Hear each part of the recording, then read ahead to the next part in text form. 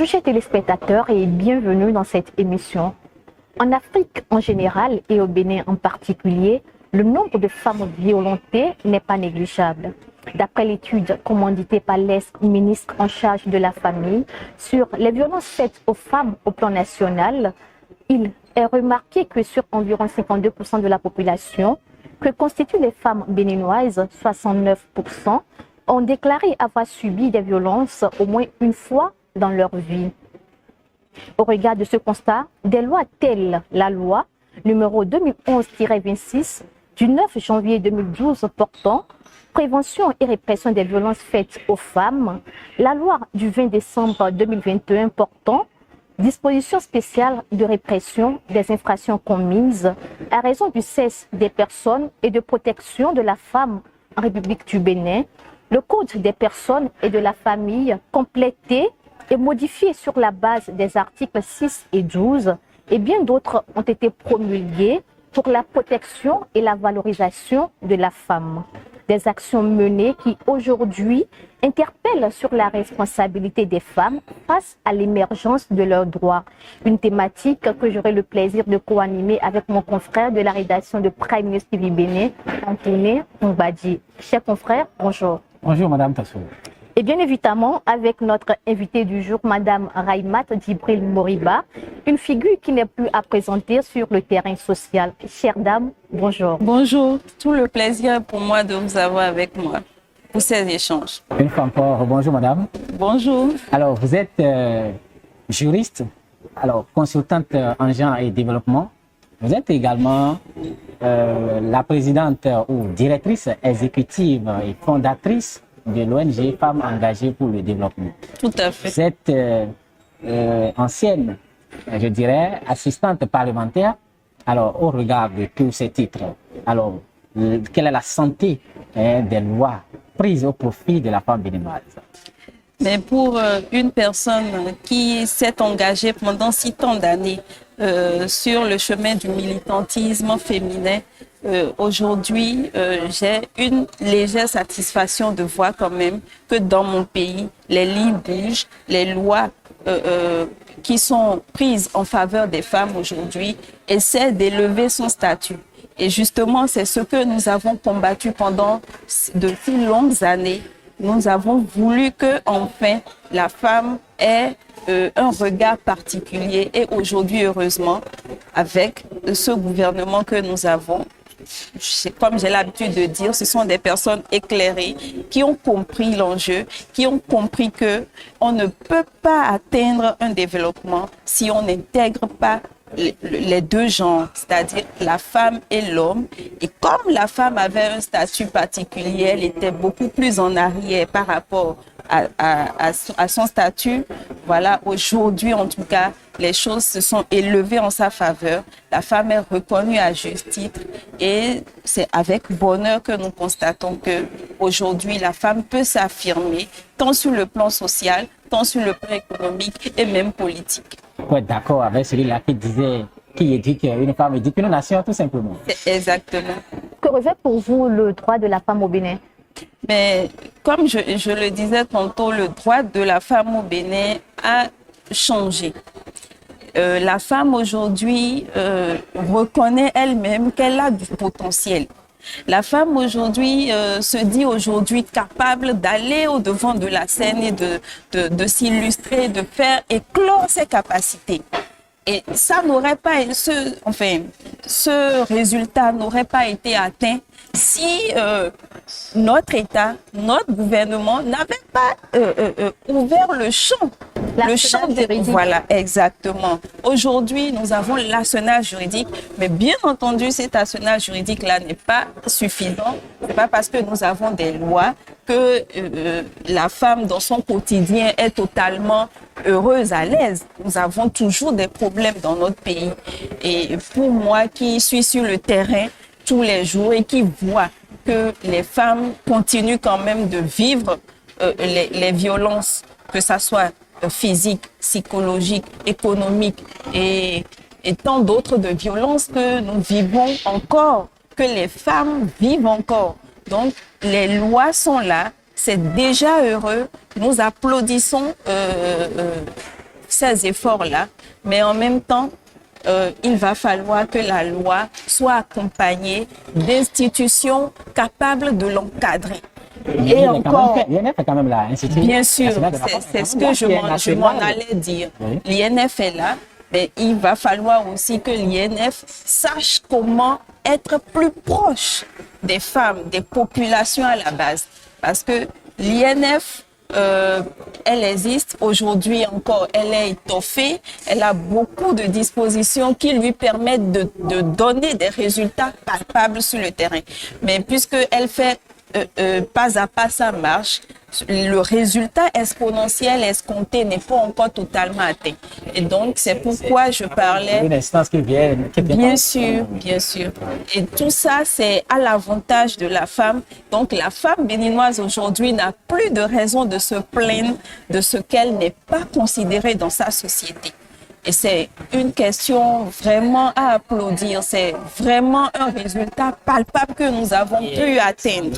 À mettre à l'actif du régime en place. Bien sûr, le gouvernement Alors, l'a vous avez souvent l'habitude de dire, à vous entendre souvent sur les ondes, parler de changement de paradigme pour atteindre l'égalité. Alors, qu'est-ce que vous voulez insinuer par là, madame? Bien sûr, parce que pour moi, je pense que le changement de paradigme est nécessaire.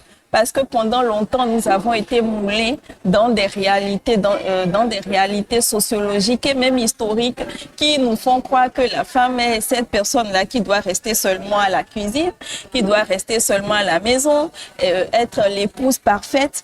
Donc, si le changement de paradigme n'est pas atteint, nous ne pouvons pas changer. La femme elle-même ne peut pas sortir de ce cancan-là parce que tout est psychologique selon moi. Il faut d'abord se sentir capable d'aller vers quelque chose avant de réussir quelque chose. Et donc, c'est pourquoi, pour moi, le changement de paradigme est nécessaire. Parce que malgré tout ce que nous faisons, malgré les lois qui existent, il existe toujours des personnes, des hommes, même des femmes qui pensent que tout ce que nous faisons là est utopique et que nous ne pouvons pas atteindre l'égalité recherchée. Donc, le changement de paradigme pour moi, c'est la prochaine bataille à mener nécessairement. En quoi faisant par exemple? Mais bon, de ma position d'acteur social, j'éduque, je sensibilise, j'informe et je montre le bien fondé de ce que nous sommes en train de dire et ce que aussi le résultat pourrait donner si effectivement ce changement de paradigme-là était atteint. Voilà. D'après vos propos, est-ce que les femmes sont conscientes du potentiel qui est en elles?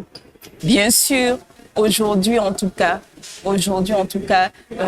les statistiques montrent que les femmes, elles sont aujourd'hui conscientes de ce que elles n'ont plus seulement leur place derrière les fourneaux et qu'elles ont aujourd'hui leur place dans l'action de la société, dans les activités, les diverses activités. Et l'État aussi intelligemment accompagne aujourd'hui les femmes dans leur volonté de sortir de leur précarité. Donc c'est déjà un grand pas que notre pays est en train d'atteindre sur ce plan-là de l'expression du potentiel des femmes. Et aujourd'hui dans la société, d'après vous, femmes comme moi, quel est le rôle de la femme? Mais le rôle de la femme, même lorsque son statut n'était pas encore reconnu, on sait tous que la femme a un rôle capital au sein de notre société. Déjà en partant des familles, déjà en partant des cercles de regroupement, la femme a un rôle capital à jouer. Elle est d'abord éducatrice. Pouvez-vous être une femme devant moi aujourd'hui si vous n'avez pas eu une mère qui vous a guidé les pas? Donc, même la femme analphabète, même la femme illettrée, même la femme la plus bête du monde a déjà un rôle naturel qu'elle joue dans notre société. Et aujourd'hui, avec la modernisation, aujourd'hui, avec les lois qui existent, la femme encore joue un rôle encore plus prépondérant dans la modernisation de notre pays et en même temps dans le développement. Parce que pourquoi nous tous, nous courons, nous allons dans tous les sens. C'est parce que nous voulons sortir notre pays de l'état X où il se trouve aujourd'hui vers un état plus élevé, un état plus développé. Et donc, avec plus de 52% de population en marge de cette marche de développement, est-ce que nous pouvons atteindre un résultat? Je pense que non. Donc, encore une fois, la femme a un rôle très capital, très nécessaire à jouer dans l'atteinte des objectifs de développement. Alors, quelle est la responsabilité des femmes face à l'émergence de leurs droits au Bénin de façon plus précise? La responsabilité, c'est qu'elles s'approprient d'abord tout cet arsenal qu'on met à leur disposition et que chacune d'elles, suivant son domaine d'activité, suivant son domaine d'action donné, puisse s'approprier cette disposition-là et pouvoir s'en servir de façon très palpable. C'est pourquoi tout à l'heure, quand je parlais de l'INF, je disais qu'il fallait que l'INF, qui est la structure d'encadrement, la structure d'études, la structure d'analyse des questions de femmes en général, parce que elle est chargée en tout cas de réfléchir, d'apporter des solutions aux problèmes des femmes, que ce soit des problèmes basés sur les violences faites aux femmes, que ce soit les questions d'autonomisation de la femme. Bien entendu, il y a le grand ministère également qui fait son travail englobant, mais l'INF est beaucoup plus spécifique. Donc, il revient à chaque femme de pouvoir s'informer, d'aller vers l'information, parce que si on doit attendre chaque fois que ce soit les autres qui viennent avec le gâteau tout fait, c'est pas évident. Donc, il faut que les femmes s'informent, il faut qu'elles aillent vers l'information. Par exemple, les microcrédits aux plus pauvres. Il y a encore des femmes qui se plaignent de n'avoir pas les moyens pour démarrer une activité dans notre pays. Pendant que, à la télé, à la radio, on crie partout que le Fonds national de la microfinance est là, par exemple, pour aider les femmes à s'autonomiser, à faire des activités. Mais il y a encore des femmes qui se plaignent de n'avoir pas le minimum pour démarrer une activité. Donc, est-ce que vous comprenez t'expliquer? C'est parce que justement le changement de mentalité, encore de paradigme, intervient dans ce sens-là. Parce que la plupart des femmes se disent que peut-être leur mari ne va pas permettre à ce qu'elles aillent vers des activités.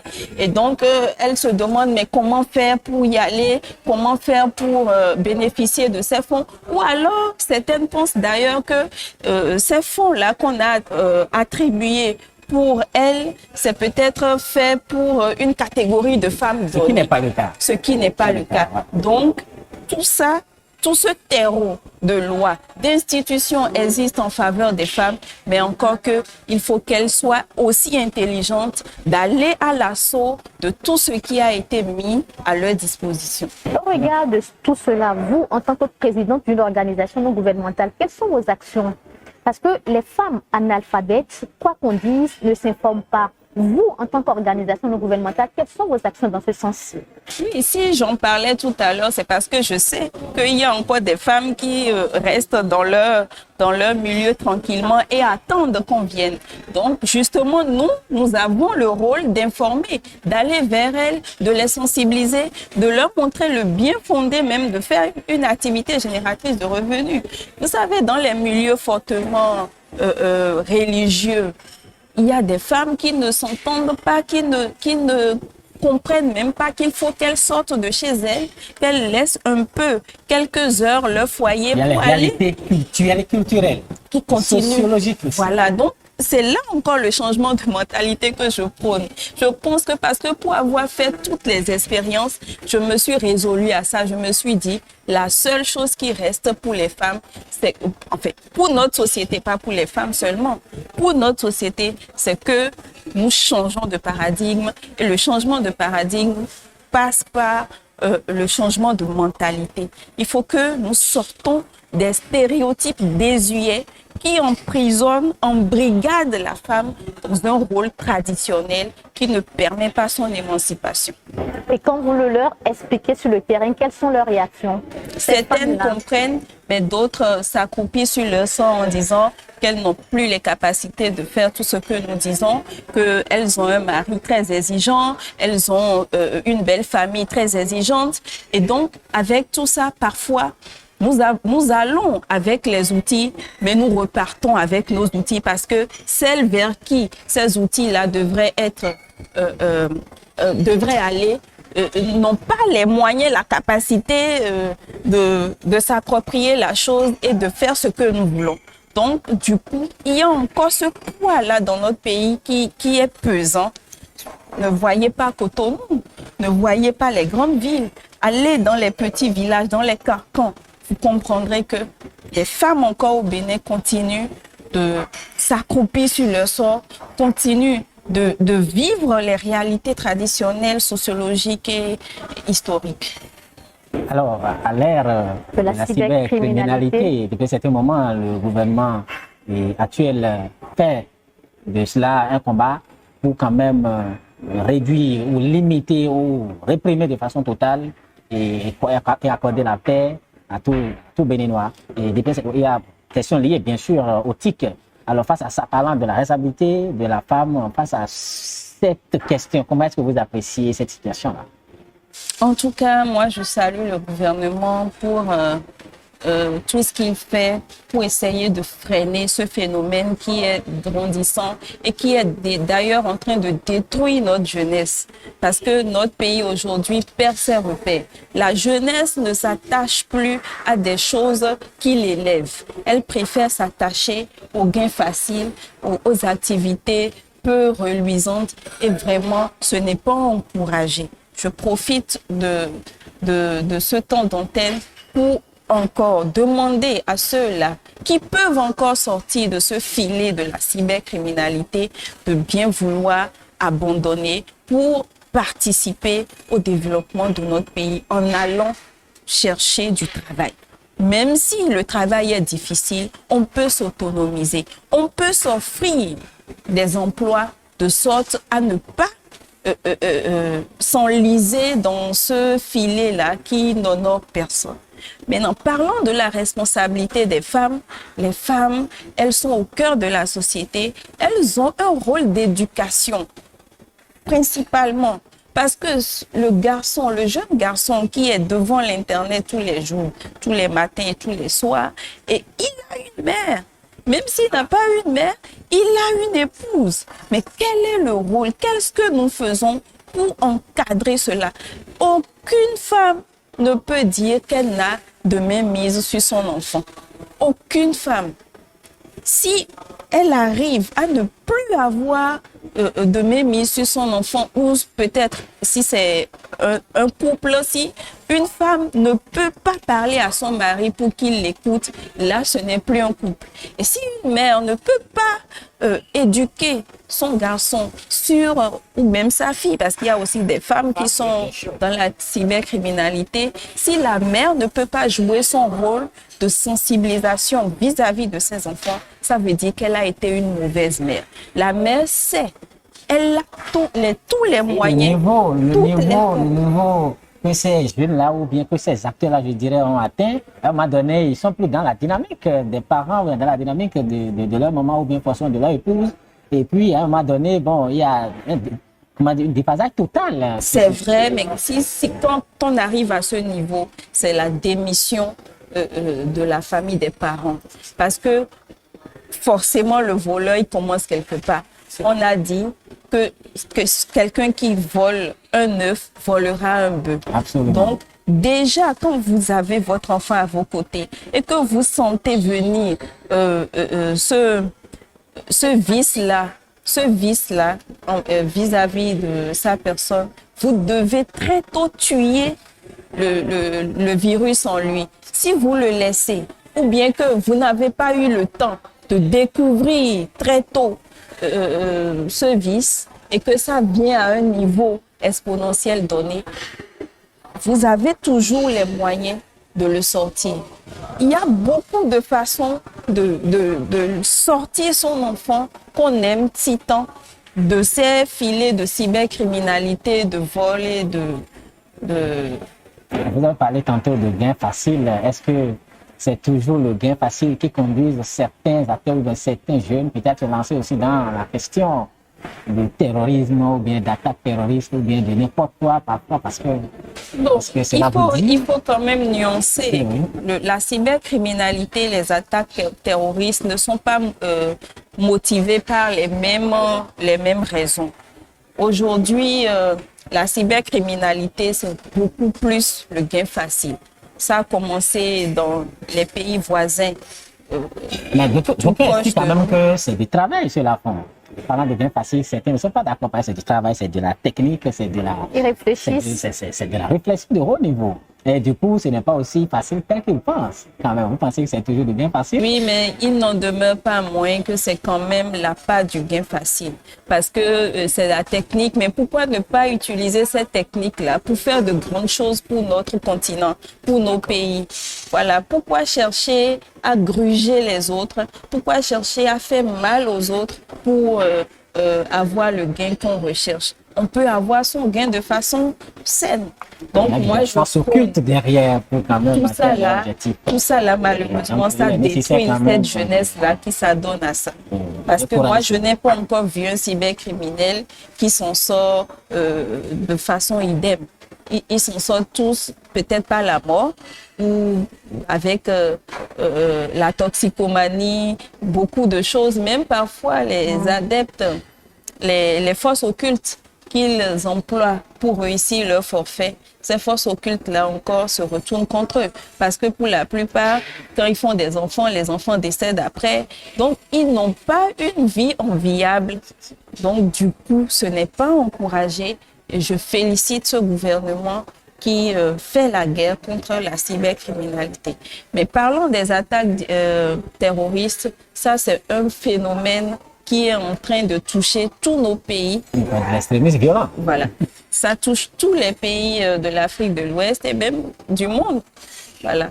Donc, et ça relève un peu des questions politiques, des questions d'intérêt et même parfois des questions religieuses. Parce que le djihadisme, voilà, le djihadisme est né par rapport à la défense des préceptes religieux. Voilà encore autant de phénomènes qui minent notre pays, que notre continent, que nous sommes, voilà, notre continent en général. Au-delà de notre continent, c'est important. Madame Raimat, de par vos actions, votre voix porte aujourd'hui au-delà des frontières. On vous voit à travers vos projets au cœur des questions qui doivent rassembler et permettre aux femmes d'affirmer leur leadership.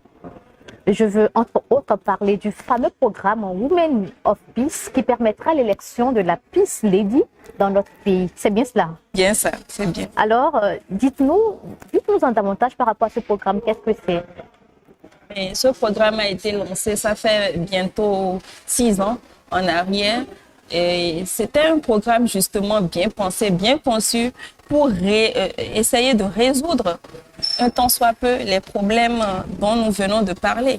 Aujourd'hui, on parle de terrorisme, on parle d'attaques terroristes de gauche à droite. Ce programme, c'était un programme fait de toutes pièces pour organiser les femmes autour des questions de leadership et de paix. Parce que mon organisation a pour rôle principalement de faire éclore la femme dans tout son potentiel, dans toutes les capacités intellectuelles et managériales qu'elle avait pour pouvoir la mettre sur les fonds baptismaux et pouvoir la faire connaître, la faire découvrir dans notre pays. Et c'est ce que nous avons fait à travers ce programme qui reste toujours un programme phare pour notre organisation et qui a quand même fait de bons résultats. Vous n'êtes pas sans savoir que la toute première Peace Lady que nous avons pu élire dans notre pays, c'est Madame Huguette Aplogan, une grande figure aussi de la société civile qui a compris l'enjeu et qui a véritablement porté ce programme-là, même au niveau des Nations Unies. Juste après elle, il y a eu aussi une grande dame, une grande journaliste de notre pays qui aujourd'hui est appelée à d'autres fonctions étatiques, Madame Evelyne Kenom, voilà, elle aussi, elle a compris l'enjeu. Nous sommes sortis de Cotonou avec ce projet-là. Nous avons sensibilisé les populations sur divers problèmes de la société donnée simplement à travers ce programme. À l'intérieur du pays. Bien sûr, à l'intérieur du pays. Il n'y avait pas que Parakou, on avait fait même des descentes à Tchao et tout, dans le zoo également. Et les femmes, elles étaient réunis autour des questions d'éducation, de sensibilisation, de comment elles pouvaient réussir à mieux développer leurs activités, comment les femmes pouvaient quelque part mieux avoir des capacités de mieux développer leur commerce. Donc nous avons fait beaucoup de choses. À l'endroit des EM, par exemple de la commune de Parakou, nous avons sensibilisé sur la circulation de façon courtoise. Parce que quelque part, le projet, c'était autour des questions de paix et de développement. Parce que la paix aujourd'hui, à travers le monde entier et surtout dans notre continent, est menacée. Et donc, c'était une façon pour mon organisation de mettre la femme au cœur de cette thématique-là et de pouvoir aussi montrer comment elle pouvait arriver à faire intégrer dans le mental des concitoyens que la paix est nécessaire à partir de nos actions de tous les jours, de nos actes de tous les jours. Donc c'est ce que nous avons fait à travers ce programme-là, qui a pris l'assentiment de plusieurs institutions de la place. Je remercie au passage ces institutions-là qui nous ont accompagnés et qui nous permettent toujours de maintenir le cap. Nous allons certainement réaménager encore ce programme-là vers peut-être la cybercriminalité encore, pour voir comment nous pouvons encore mieux sensibiliser les jeunes pour atteindre les couches les plus atteintes par la cybercriminalité. La prochaine élection, c'est pour quand et comment est-ce que les femmes peuvent-elles y participer? Je peux vous dire que cette élection-là, ça se passe exactement comme les élections législatives ou même présidentielles. Parce que les candidates, quand elles sont sélectionnées, elles font la campagne un peu partout dans le monde. Pour cette élection de 2017, de 2019, on a eu des votants de partout dans le monde entier. Ça, c'est encore la force du TIC, des nouvelles technologies qu'il faut saluer. Parce que les femmes, elles font beaucoup plus leur campagne sur les plateformes digitales, sur même les ondes locaux, les radios et les télévisions parfois. Et donc, ça fait que ce mécanisme-là de pouvoir susciter le vote des uns et des autres. Un pourcentage important donné aussi. Un pourcentage important. Et c'est ça d'ailleurs qui donne la valeur à ces femmes qui finissent par se faire élire. Donc la prochaine élection, comme vous le dites, est programmée pour l'année 2024. On aura cette année pour faire les sélections, les préparatifs. Et en 2024, on aura une Peace Lady nouvelle formule qui va intégrer en même temps les questions de paix et de cybercriminalité. Alors, si vous évoquez cette question, entre-temps, on apprend dans les coulisses, je ne sais pas si vous pouvez confirmer ou non, et cette initiative de 90 jours pour impacter ou bien quoi là, je ne sais pas, dites-nous. Vous êtes vraiment informé de tout ce que nous faisons. C'est vrai, c'est vrai. Prochainement, nous envisageons pour accompagner, parce que en fait, c'est le rôle des associations de la société civile, c'est d'accompagner l'action gouvernementale. Ce n'est pas rester à critiquer, à trouver le tort aux uns ou aux autres, mais de s'attaquer aux choses essentielles. Et les choses essentielles, c'est de pouvoir accompagner le gouvernement dans ses actions de développement. Et donc, mon organisation pense que cette chasse aux cybercriminels que nous faisons aujourd'hui, que notre gouvernement fait aujourd'hui, est vraiment bien pensée. Et donc, nous aussi, nous allons aller dans cette dynamique-là en mobilisant notre équipe, tous les acteurs qui voudront bien aller avec nous à l'assaut de la sensibilisation, de l'éducation à la cybercriminalité. Comment ça va se passer au plan national ou bien vous avez des zones ciblées ou circonscrites à cet effet? Notre ambition, c'est de pouvoir couvrir le Bénin entièrement, mais de façon stratégique, vu les moyens parfois un peu limités. Donc, nous pouvons choisir, nous allons d'ailleurs choisir les zones sensibles, les zones les plus touchées, parce que on fera l'état des lieux bien évidemment avant de commencer la campagne. D'ailleurs, la campagne, elle a commencé.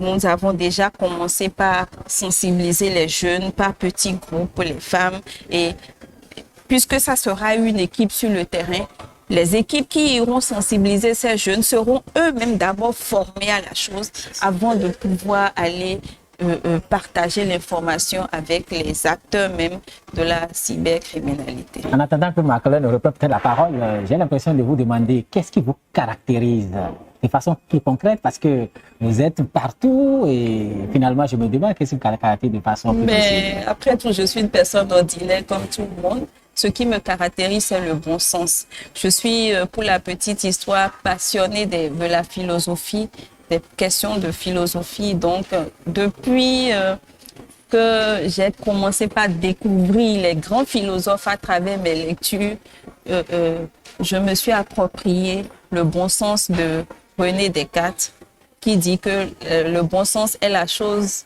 la mieux partagée au monde. Et donc, je suis mue par les questions de bon sens et je suis d'ailleurs cartésienne. Voilà, nous sommes en période spéciale parce que vous êtes musulmane.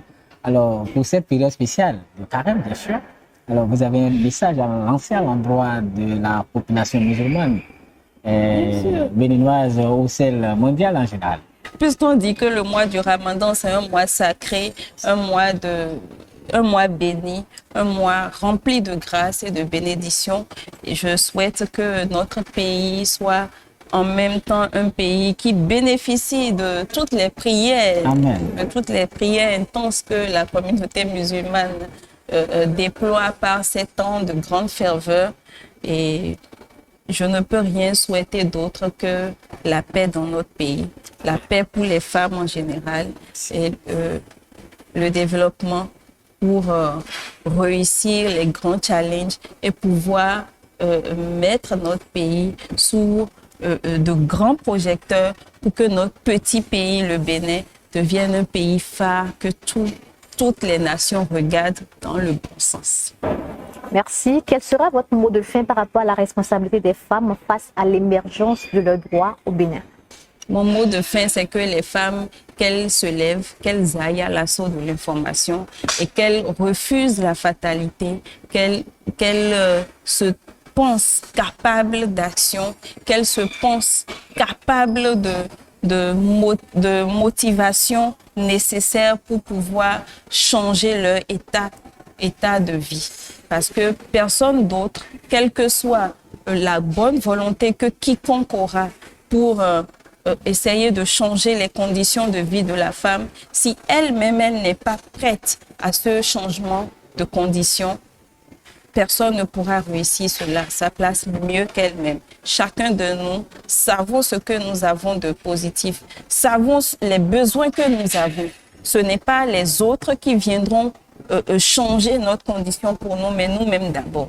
Donc, c'est une question de responsabilité personnelle avant d'être une responsabilité collective. Que les femmes se lèvent, qu'elles aillent à l'assaut de l'information, ce sont les derniers mots de Mme Raïmat Djibril Moriba, juriste consultante en genre et développement, précédemment assistante parlementaire, experte en observation des élections en Afrique pour le compte de l'UEMOIR et bien sûr entrepreneur social de par son organisation FED, ONG Femmes engagées pour le développement, dont elle est la directrice exécutive et la fondatrice. J'étais tout à l'heure avec mon confrère de la rédaction de Prime News TV Bénin, également directeur de l'agence DCC Communication, Antonin Rongbadi, que je remercie. C'est moi, madame. D'avoir animé cette émission. Merci beaucoup, madame Tossou, directrice de Prime News TV aussi. Merci. Pourquoi je le précise? Merci également à notre invitée du jour, madame Raïmat Djibril Moriba. Chers internautes, merci d'avoir été des nôtres et de prendre le rendez-vous très prochainement pour d'autres émissions. À très bientôt.